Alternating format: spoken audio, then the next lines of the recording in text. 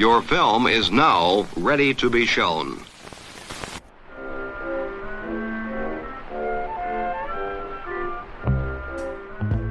Good morning. I'm Justin Hendrix, editor of Tech Policy Press, a nonprofit media venture intended to provoke new ideas, debate, and discussion at the intersection of technology and democracy.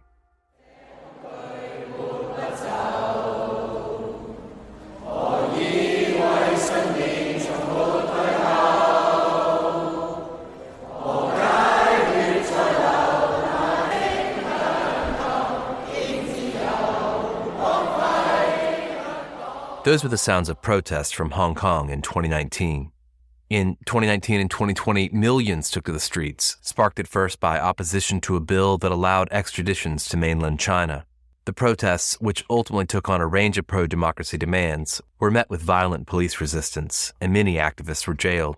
Protesters sought to defend civil liberties that Beijing pledged to uphold in the former British colony following its reversion to Chinese sovereignty in 1997. But the 2020 implementation of the national security law amounted to what the pro-democracy think tank Freedom House called a multi-front attack on the one country, two systems framework. Since then, the crackdown on activism and the erosion of rights has continued. This week, a public consultation period ended for a new Hong Kong national security law known as Article 23. Article 23 targets a wide array of crimes, including treason, theft of state secrets, espionage, sabotage, and sedition, and the Hong Kong legislature, dominated by pro-Beijing lawmakers, is expected to approve it, even as critics argue that it criminalizes basic human rights, such as the freedom of expression, signaling the further erosion of the liberties once enjoyed by residents of Hong Kong. But even as freedoms there are curtailed, Hong Kong still permits U.S. social media and technology platforms to operate.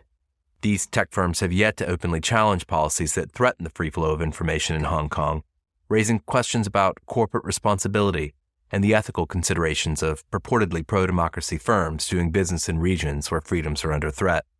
To learn more about what is happening in Hong Kong and what role tech firms and other outside voices could be doing to preserve the freedoms of the people there, I spoke to three experts who are following developments closely. I'm Cheng Kwang. I'm the senior analyst at the Interparliamentary Alliance on China. I'm Lokman Choi. I'm a fellow at the Citizen Lab at the University of Toronto. Michael Castor, the Asia Digital Program Manager with Article 19. Thank you all for joining me today. We're going to talk a little bit about internet intermediaries, censorship, protest, and Hong Kong. But first, I think for Tech Policy Press listeners, it'd be a useful thing to do to just spend a moment on the political context in Hong Kong at the moment. Let me take a stab at that. Hong Kong was massively in the news in 2019 when the protests were going on. You might be wondering what happened to the protests. Hong Kong is no longer in the news. But the reality is that the protests died down because of COVID. You might remember that little epidemic that we had for a couple of years. And then quickly in 2020, COVID happened, but also the national security law happened in Hong Kong. Beijing dropped that law overnight in Hong Kong without any kind of consultation or even the local government having seen it. And it quickly changed completely changed the landscape, the political landscape in Hong Kong. It became a lot easier than to arrest people for simply protesting, for simply being critical of the government. It's very hard to sum up what happened in the last couple of years, but very briefly, I don't think I'm exaggerating when complete social, political, economic fabric of Hong Kong has changed in the last couple of years. Civil society got gutted, press freedom is constantly under attack, and journalists, critical independent journalists are an extinct or an endangered species at this point. Universities have changed massively, the courts have changed massively. I think the one line sum up is Hong Kong had made a massive turn towards authoritarianism. It was once a free city, maybe not democratic in that strict sense of the word, but with rule of law, with freedom, not perfect, but in the last couple of years, it has made a decisive shift toward the authoritarianism that Beijing wants the city to be under. When I was living in Beijing 14, 15 years ago, the internet restrictions were already in place. In China, all of the mainstream social media platforms were blocked, all of that. And I remember visiting Hong Kong on visa runs or for meetings and things like that, traveling from Beijing to Hong Kong. And the stark difference that you would see. Everything that was inaccessible in China was accessible in Hong Kong.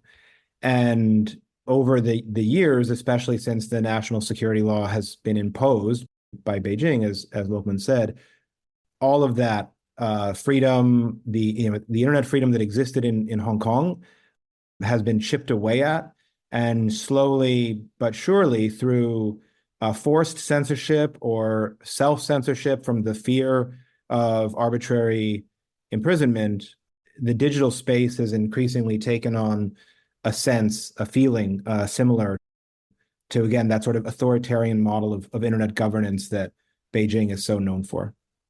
There seems to be a facade of things going normal or back to normal right now in the pro-Beijing or Hong Kong government narrative. That is, there's still the facade of internet freedom, that people still have access to social media, things that aren't accessible back in mainland China, and they're still trying to justify that, oh, look, Hong Kong is still under one country, two system. We're still quite different from mainland China. But in essence, through the implications of the national security law or the proposed Article 23, it's just not going to be the same, because there's going to be, as Michael said, forced censorship and self-censorship. But they're still trying very hard to maintain the facade that there is no Great Firewall in Hong Kong. So let's talk about these legal changes that are happening. And you mentioned Article 23 of the Basic Law. And there are, of course, other changes that are presently out for public consultation. The Article 23, as you said, is an article inside the Basic Law, which is like the mini constitution of Hong Kong. And it states that Hong Kong has the obligation to locally adopt a legislation to prevent acts of sedition, trying to overthrow the state, which is the Chinese Communist Party government, and so on. So right now, the government is proposing for the second time since 2003 to locally adopt a legislation to shoulder those responsibility. And the proposal that they came up with is largely problematic for a few reasons. First of all, it's because it's so fake that it covers almost all aspects of life, from social activities, social affairs, to research, education, to all sorts of levels in your life. Those things can be considered as related to national security. So it leads to a very difficult situation for journalists and even for normal citizens. For example, the proposal that the government put out suggested that any kind of approach to try to change the minds of governments and policy making would count as an infringement under the Article 23. So normal policy advocacy is no longer possible. Or they say people have the obligations to report to the police when someone around you is committing a crime. For example, if I am talking about, we are talking about something that would be seen as criminal right now. And basically, Justin, Michael, and Lokman, you all have the responsibility to report me, because I'm talking about things that would infringe the Article 23. So there have been a lot of these concerns that are being raised from the law, and it has huge implications on the cyberspace as well. That was a great overview of the Article 23, especially history and how toxic it's been for all these years here in Hong Kong. But I think it might be helpful for the reader to know that the law has a different sort of meaning in Hong Kong these days than what you would understand in Europe or United States and so on, where the law is like an independent sort of institution of society. But what we've seen over the last couple of years in Hong Kong is that the law in Hong Kong used to be independent. You could trust the courts to operate independently of the government. But one big issue during the 2019 protest was exactly, are the courts actually under the government or separate and independent? And the government have been making the case that like there is no such thing as a separation of powers in Hong Kong. And so moving more and more towards the China model, where the law is an instrument of the government, I think that's important sort of context for when we're talking about all the things that are going to come up in the next couple of minutes or so, that the powers that are granted to the authorities under the law are not under a system of check and balances, basically. And that these can be used and abused by the authorities however they wish. Vague definitions, for example, which is usually not uncommon in law, right? Because you want some flexibility in law. You cannot completely write out everything in law. But the sort of like broad definitions in the law as it is today in Hong Kong become very easily manipulated and abused by the authorities. And for example, like in China, for example, that is basically anything that the authorities have not officially approved as fact, and which is the opposite, right, from what we understand here in other parts of the world, where national secrets are like a blacklist, like here's something that you cannot talk about, right? What I'm afraid will happen in Hong Kong is that national secrets under the Article 23 will become this sort of whitelist, right? Here are the things you can talk about, and everything else is a national secret, right? And that's a real issue of concern, at least for me. So I suppose what we're talking about here is this sort of sense that the last embers of freedom on the one hand, and of course, internet or digital freedoms are also being stamped out.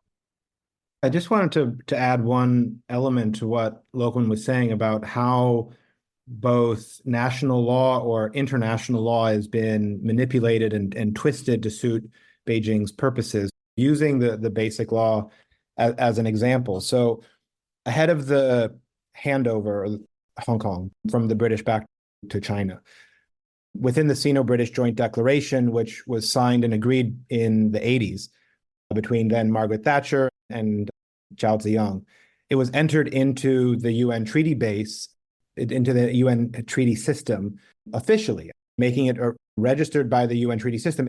It's a form of international law. It is a treaty, a bilateral treaty between the two parties. And yet in 2017, China just wished it away and said that this is really just an, quote, historical document, and it has no practical significance and no binding force. And so this is an international treaty that China entered into, which is also in part setting up the role that the basic law will have, the one country, two systems, the way in which laws and policies are negotiated and adopted in Hong Kong, all of that nationally, which was also then supposed to be enforced under this treaty. But this is relevant not just at the national level, it's also an indication of how China feels completely unaccountable to the international legal norms and the international human rights system, or other international norms and standards, including internet freedom principles and norms, which are, of course, then soft law. But what's notable here, too, is because one point of analysis for all of the laws we're talking about in Hong Kong is that Hong Kong is, again, under the basic law and other local laws, beholden to, accountable under the International Covenant on Civil and Political Rights and other international human rights frameworks that the PRC actually isn't. And that's a function of history, but it's still binding on Hong Kong. And as a result, a few years ago, the Human Rights Committee, which is responsible for monitoring and assessing the implementation of the ICCPR, in its review of Hong Kong, specifically on the national security law, due to a raft of human rights concerns, some that have to do with internet freedom, others obviously on press freedom, other association assembly rights issues. But the Human Rights Committee very clearly in its concluding observations said that Hong Kong should, full stop, cease to implement the national security law. And Hong Kong just ran roughshod through that recommendation. And this is where we are today. You've just painted a bleak picture somewhat of the extent to which the rule of law is being run over roughshod. Are there any points of leverage here? Do you hold hope that anything will go in a different direction than it seems to be going at this point? Is there legal recourse for those who are concerned about rights, rule of law, and certainly free expression in Hong Kong? If I say I am extremely hopeful, then I would be lying, because any reasonable person looking at the situation would be like, we're quite toasted in this regard when it comes to, in general, freedom of expression and internet freedoms. But there is always a bit of silver lining to the situation, especially because the proposed legislation is actually local legislation. So technically it's subjected to judicial review in Hong Kong instead of the national security law, where no judicial review or any kind of legal challenges against the law is impossible. But the fact that initiating a judicial review against any legislations related to the Article 23 might be an infringement of the national security law, which is not subjected to any kind of legal challenges, will be quite interesting in a way and quite sad to see if anyone will attempt to try to challenge the law and so on. But on the other hand, it's not completely impossible for some space to maneuver when it comes to the proposed legislation. There are a lot of things that different stakeholders can do, especially when it comes to multinational corporates in Hong Kong, like big service providers like Google, like Facebook, or Meta, or X, or whatever there is that's out there that do operate in the Hong Kong market. Like they are the one who's going to be really hit by the legislation, and they do have some sort of leverage. But I'm not sure if they would be willing to do it. I've seen Google going into court with the Canadian government till the very, very last hurdle. But I don't see similar approaches being used in Hong Kong in terms of these legislations. Perhaps the context is very different, I understand that. But I do think if they are willing to do something, there might be some space for maneuver when it comes to the situation in Hong Kong. So there's the sense that the tech firms still have some leverage, that you're saying, essentially? Yeah, I'd say more or less they do have it. Probably Lockman will know better on this subject because Lockman has more experience in the actual operating environment. But I do think they do have some leverage. Lockman. I think the question of hope is always a very tricky one, because obviously if you look at the last couple of years, things have gone really bad in Hong Kong in terms of freedoms and digital rights especially. But the other way to look at it is the internet in Hong Kong used to be very free and open, just like any other country in the world, not like China at all. And then so the other way to look at this is, but the reality is also that Hong Kong's internet is not like China's internet right now. There is still the hopeful thing is to say there's still a lot of bad that could happen that has not happened yet. So there's a lot of work that we can do to make sure that it doesn't slide into that direction. And this is where the tech platforms, but not just the tech platform, obviously, but all the major institutions have a role to play. It's not like the script has been written out and the outcome is already defined and decided. There's still a lot that can be done and could be done. So that's how I'm looking at it. Michael, maybe I'll come to you next. You've been essentially organizing, calling on tech platforms to resist censorship, in particular around a campaign protest anthem that was restricted on YouTube. Tell us about what you've been doing in terms of trying to engage with tech firms. In terms of the potential leverage that global tech community has in Hong Kong, one of them also is to pursue every possible legal challenge. This is the sort of best practice that across a range of issues, right? Counteracting internet shutdowns, right? The provider should issue a legal challenge to every order to shut down the internet, other things like this. But unfortunately, what we found is this is one context in which the platforms have been quite shy about expressing any challenge to the frog in a boiling water phenomena of the deteriorating internet freedom in Hong Kong. And this is both through public and private engagement with authorities in Hong Kong. And the reason why platforms are in the best place to enter in as parties in these types of cases, either through the current injunction hearing that's being tossed back and forth between the court in Hong Kong or other similar cases, is again for the same reasons, that bleakness that we outlined earlier.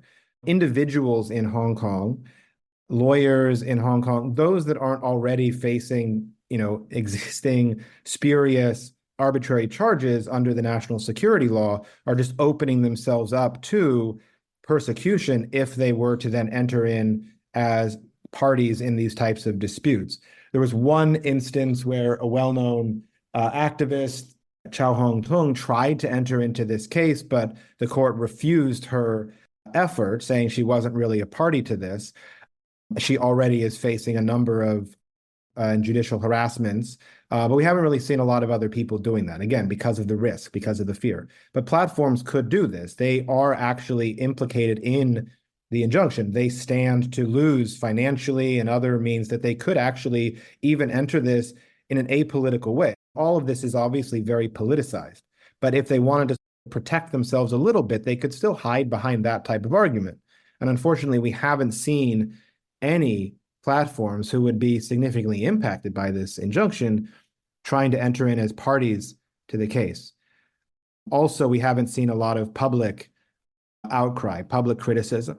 Some of the same platforms, either individually or speaking through coalitions, whether it's the Asia Internet Coalition or the Global Network Initiative, have come out quite critical of similarly concerning measures that would restrict internet freedoms in neighboring countries. But we really haven't seen that kind of public registry of concern relating to China and Hong Kong. I think perhaps one way that we see that is that it's also an implication that the platforms are also aware of who's calling the shots in Hong Kong, and it's Beijing.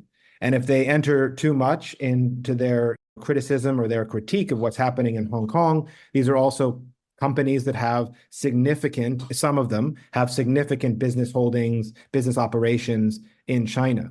And so it's not just the potential financial impact to their markets in Hong Kong, but it's also their market access in the mainland China. You've just laid out the connection to Chinese power, and perhaps that's what's changing the way that the platforms are behaving here. You've been covering South Asia generally for Article 19 for some years. Do you have experience of essentially seeing tech platforms intervene in other nations where perhaps there's not the boogeyman of or the specter of Chinese authorities behind the scenes? Yeah, absolutely. I think there's a clear double standard in terms of the way that the international tech community is responding to restrictions on internet freedom in one country to another. For example, when Vietnam last year moved to issue a draft decree 72 under the cybersecurity law, which among other things would impose hasty notice and takedown orders up to 24 hours, further real name identity verification measures, things like this, the Global Network Initiative issued a statement, a detailed analysis of Decree 72, Draft Decree 72 in Vietnam, criticizing it for various reasons, failure to adhere to international human rights or internet freedom principles. When the government in India sought to force Twitter to remove content that was dealing with commentary that was critical of the BJP government, Twitter challenged those decisions in court. These are two examples where we've seen in the region individual platforms or platforms operating in coalition standing up to pressure from, let's say, semi-authoritarian or authoritarian states to impose measures that, amount to censorship and surveillance. Unfortunately, we really don't see that same level of adherence to their own self-proclaimed principles, commitments to human rights, commitment to various internet freedom principles and things like that when it comes to China, when it comes to the Greater China area. Just to add a little bit to what Michael earlier was saying about the lack of absence of tech platforms in this debate. And I just wanted to say it's not just the tech platforms also. In 2020, when the national security law was dropped in Hong Kong, there was a remarkable upswelling of governments giving critique and criticism. But fast forward to today with the upcoming Article 23 legislation proposal, there's been a deafening silence by not just tech platforms, but also governments on this issue. And as if either we're accepting it or it's normal or whatever, but it's not normal, but not acceptable. And it's been frustrating when even the Regina Iplau, who was the Minister of Security back in 2003 when the original Article 23 was proposed and got massively shelved, at this point now can say, hey, we don't hear any criticism from anyone right now, so it is okay. No, it's not okay.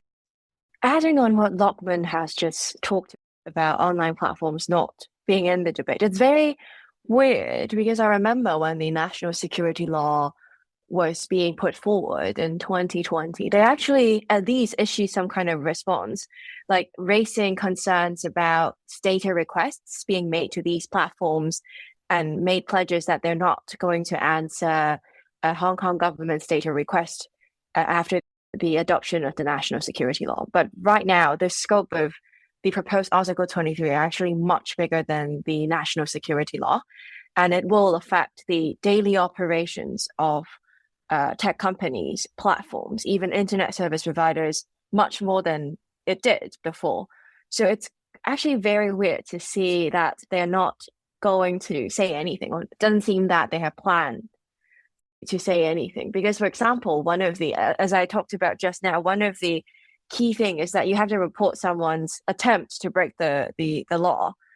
And imagine if you're running an email service, which is not encrypted, and you see someone emailing each other about, say, for example, Hong Kong independence. Do you, as in online service providers, have the responsibility to report this kind of communication to the police so that the police can take action against these kind of like subversion activities? And what kind of position will these tech companies be put into? For example, if you're running Google and you have Gmail, and in these emails you find these sort of weird or so-called criminal content, or what about like user-generated content platforms like YouTube? You put something on it, and what if it's seditious? Then is there a responsibility of Google to report? And what kind of cost will that be for their own policy team or people who does this kind of like content moderation? And so it has massive implications on the daily operations, and it would affect their ad revenue and so on. But they don't seem to want to speak on the issue, which is very weird from my perspective. Michael had shared Lachman's report on some of the doxing that took place in 2019. I guess I could ask a kind of general question about whether we're continuing to see more nefarious, Lachman, you mentioned persecution earlier, whether we're continuing to see more nefarious persecution of pro-democracy activists or other folks who represent a challenge to Beijing's interests in Hong Kong. Well, what we see is the repression is spreading, right? Like in Hong Kong, it's been ongoing and it's still ongoing and it's getting worse and worse. But what you also see is there's a trend towards the repression going transnational. And it's not just Hong Kong citizens who have moved abroad, because that's obviously a primary target. A lot of people have left Hong Kong following the developments of the last couple of years. And so the Hong Kong government has been issuing, for example, bounties on these people who simply have expressed support for the movement and so on. But also what you see is it's not just Hong Kongers, but also US citizens have been targeted. And increasingly also, and this is also why I think like more people should know about this, is not just a story of Hong Kong and Hong Kong people or even Chinese people. It's everyone who wants to do business in China needs to know what's going on here, because this is also affecting them. And even the powerful companies right now are seemingly afraid to stand up to these kind of practices. We talked at length about Google, but Apple, for example, also is not innocent here. They have this great reputation of pro-privacy everywhere in the world, except in China. And it happens that the entire manufacturing line and everything is in China, of course. This is a story that's affecting everyone. And Hong Kong is just a canary in a coal mine. And so if you want to know, with the influence of China expanding, we would do well to heed the lessons that Hong Kong is teaching us. And also adding on what Lachman just said about like companies that are operating in Hong Kong, the proposed article basically says the government has the power to suspend different kinds of organizations from operating, or even order dissolution, not only for like just NGOs or civil society groups, but also companies or other private entities. They have the power to do so. I think that also adds to the risk that they're exposed to, and they should be concerned about these things, because if you look at what happened in China, a lot of the times foreign companies are some of the targets when it comes to these kind of forced closure of an entity. And at the same time, and another offense that just came into my mind is the unlawful disclosure of information. So it's not only limited to state secrets, but also covers any information that looks like that it is national secret, even though if it's not true. So the whole operational environment for these kind of platforms have just drastically changed. everything that allows this kind of social media company or any kind of platform to operate is just suddenly gone under this proposed Article 23. And still they are not voicing their concerns. Maybe they're doing it behind closed doors so that they're not publishing seditious material. I have no idea if it's happening behind closed doors. But not having any kind of public gesture basically goes against all the principle that they say they uphold. For example, like connecting people to information for Google, or protecting privacy as Apple always says, and they're not doing anything publicly. And I wonder what kind of internal policy discussion they're having on these issues. Well, certainly if there are tech executives who are listening to this and they would like to share some insight into their deliberations, we're happy to hear from them. I suppose I'll just ask you this. There are probably some listeners out there wondering, why do these American tech firms who say they are pro-democracy, who say they are concerned about things like human rights, why do they continue to operate in China? If they're being put in this situation in Hong Kong, why do they continue to operate there? I realize that's a tricky question because we're talking about also channels that are, of course, still very important for free expression. But is there anybody that sort of has a view on that? Whether at some point the tech firms should take a stand, perhaps by saying this is no longer an environment in which we can do business and stay in accordance with our stated principles? Not to pick on Apple alone, because there's other problematic companies, but I think Apple provides a really good sort of case study in addressing some of this question. Apple is a $1 trillion company, and they make about 20% of their profit in China. That's from production and sales. And that's a pretty significant financial incentive for Apple to comply with requests from China for things that Apple claims vehemently to be against in virtually every other market. There's been a lot of reporting on this over the years. The New York Times has done some really great reports. There's an organization under great fire called Apple Censorship, which does really terrific work of tracking a lot of the ways in which Apple as a company has been complicit in, again, a lot of the censorship and surveillance demands from China. And what's interesting, too, is there's starting to be a conversation around decoupling or sort of other terms that have been bandied about for how some of these companies that are integrated into the supply chain or Chinese market, whether they're hardware or software, internet companies, so forth, might start to try and move out of China a little bit because of certain risks. Some of that might be because of increasing risks by new legislation, such as in Hong Kong, creating certain challenges for them. But in the mainland, where a lot of these laws have been in place for a long time, the cybersecurity law, China's cybersecurity law has been enforced since 2017, for example. So it's not anything new, but it's becoming an increasingly difficult operational environment. But another big question is whether or not they have conducted human rights impact assessments in the first place for all of these markets. And the big question is, clearly, I think we can see from how they have been operating over the last 5 to 10 years that a lot of those HRIAs were probably not conducted very well. But certainly one question is whether they took into consideration or have reevaluated within their human rights impact assessments what market exit will look like, what responsible market exit will look like. And there's a lot of conversation right now about these tech companies potentially leaving or becoming less integrated with China. But if they haven't really taken into consideration what responsible market exit looks like, we're then looking at parallels to, for example, what happened with Telenor in Myanmar and its exit from Myanmar following the coup there. So there's a lot of questions, again, around the sort of lack of transparency and how these companies see themselves, again, upholding or not their own stated corporate responsibility to human rights. Lachman. I think it might be helpful to put in context what it means to leave a market. And oftentimes we think of like a grandiose exit Google did, like in 2008. when they made this grand announcement on, oh, now we're going to leave China. What we've seen in the last couple of years in Hong Kong after the national security law was announced in 2020 is that companies haven't made these grand announcements, but there have been changes.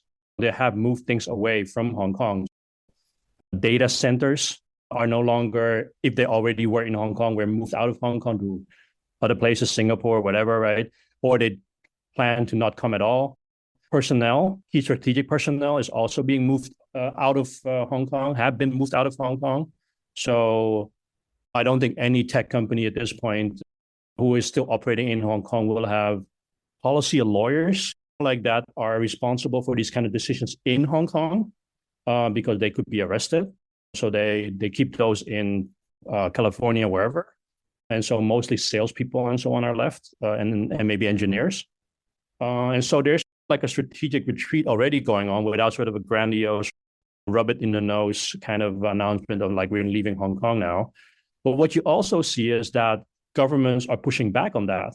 If, for example, China's security law is now saying if you're operating some kind of service that is relying on critical infrastructure, then it has to be in China. India, for example, has said if you're operating here, we need some kind of privacy person here that basically is responsible for these policies, right? And so basically a hostage, right? Like companies can respond by retreating strategically, but you also see government now introducing kind of legislations to say, well, if you're moving data centers away, and we're going to mandate them that you have them here if you want to keep doing business here or keep personnel and so on. And so that's the ongoing battle right now that we see going on. I think one thing I'd like to ask is what you were each watching for over the next few days and weeks as this situation plays out and what the process is from here, what the timeline looks like, but also any kind of final thoughts you have on what should happen or what you would like to see happen, either from other governments, from the tech firms themselves, or even perhaps from the authorities in Hong Kong who are still in a position perhaps to make change. One thing that's on the sort of radar is the legislative calendar has also stated an intention for tabling a cybersecurity critical infrastructure bill. And this hasn't been put forward yet, so there's no real draft to point to in terms of what is going to be in new cybersecurity or critical infrastructure legislation. But I think that in that we know where a lot of the direct or implied influence in the legislative process in Hong Kong comes from. And so we can also pretty clearly look at what China's cybersecurity law says and what it's a sort of, the Chinese cybersecurity law came out in 2017, and there's been some follow-up legislation, the Critical Information Infrastructure Security Protection Regulations in 2021, cybersecurity review measures a year later, and so forth. And I think looking at a lot of those, we can start to speculate what might be in Hong Kong's cybersecurity critical information bill. And that'll be, concerning for the same types of censorship and surveillance concerns that we've been discussing throughout, supercharging some of the things that are already there, so to speak. And a lot of that would probably relate to things around data localization, real name identity verification, things like that. But another place that this also points to concerns for the future is, again, how China perceives its sort of controlling role over critical infrastructure and its emphasis on being the world leader in undersea fiber optic cables, and that Hong Kong is a place where a number of landing stations currently exist and new projects are underway. For example, next year, Cambodia and Hong Kong are slotted to open a new fiber optic cable running broadband to Cambodia. And in the fact that a lot of countries around the world have certainly started to wake up more to the threats that a Chinese company or state-owned enterprise's involvement in this type of infrastructure, whether it's Huawei Marine changing its name to HMN Technologies to evade some of that scrutiny and so forth. But then I think because of some of the challenges we've mentioned, that still certain actors believe it's business, or it can be business as usual with Hong Kong, then failing to acknowledge the risks inherent in Hong Kong being so plugged into global internet infrastructure that certain laws like this potential cybersecurity critical infrastructure bill could then raise some real risks to the information integrity, information security, global internet infrastructure. It's very important to think about if there is like significant difference or substantial difference if there's no Western tech, just to overgeneralize it, being in Hong Kong.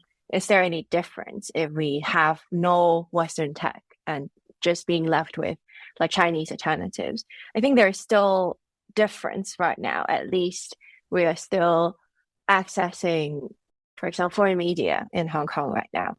So those things do make a slight difference. Maybe it doesn't change the bigger context in general. But I think right now at this point, I prefer to have these big tech still in Hong Kong instead of saying completely leaving the market. And as Michael said, what is responsible exit? If at some point these companies, platforms are leaving Hong Kong, what kind of situation are Hong Kongers being left in?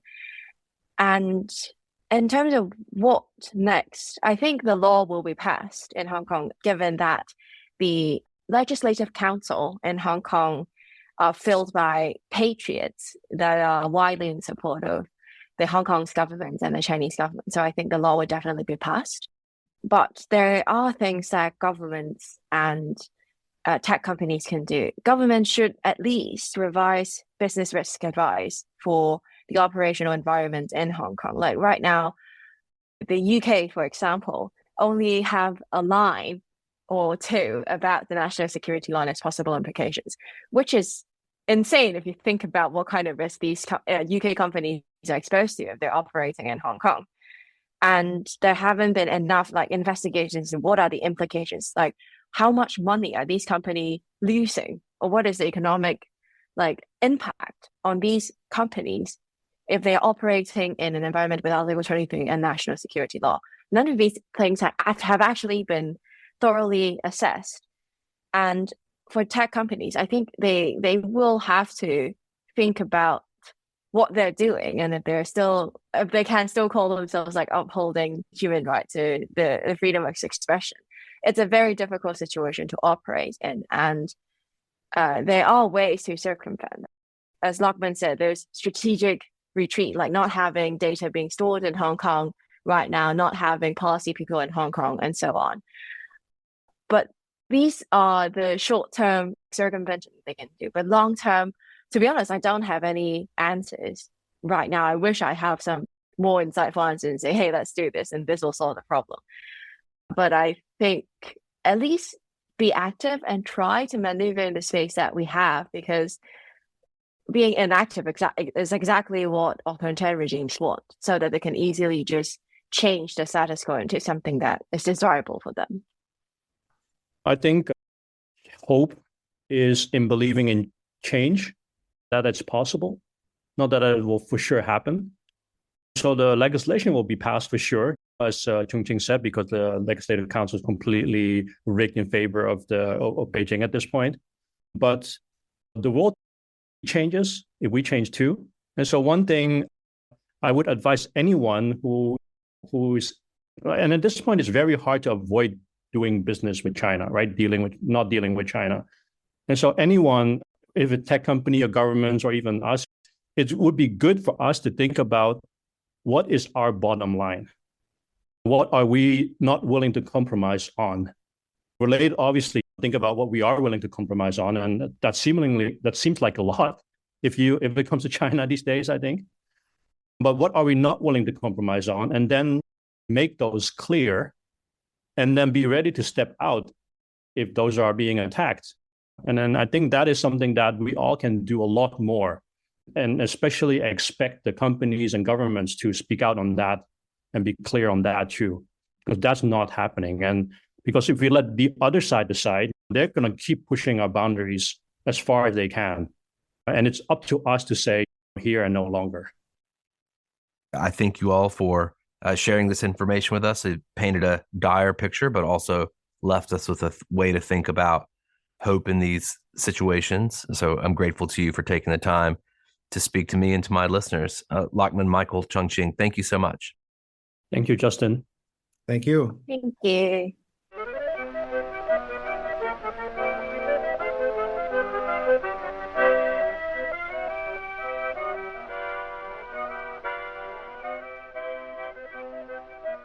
That's it for this episode. I hope you'll send your feedback. You can write to me at justin@techpolicy.press. Thanks to my co-founder, Brian Jones, and thank you for listening.